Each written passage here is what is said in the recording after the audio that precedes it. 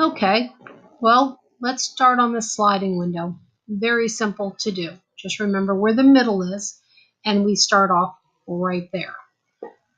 Once again, look at the sizes. On this slider window, it was 3 foot wide, which was fine.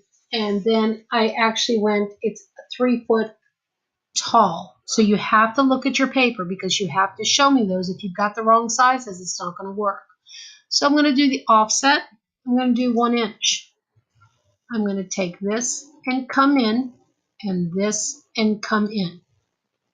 Now, the next thing I'm going to do is I'm going to take the line command and go from here straight down to here because it's going to slide. I am now going to offset one more time, 1 inch. I don't really care which way it slides. You're going one way or the other. You just choose which you want. So I went this direction. And now we're going to trim up. So trimming is going to be here and here and here and here. So you see how it now looks, what it looks like. This window is going past this window. That's just it. That's a sliding window. There's nothing more to it.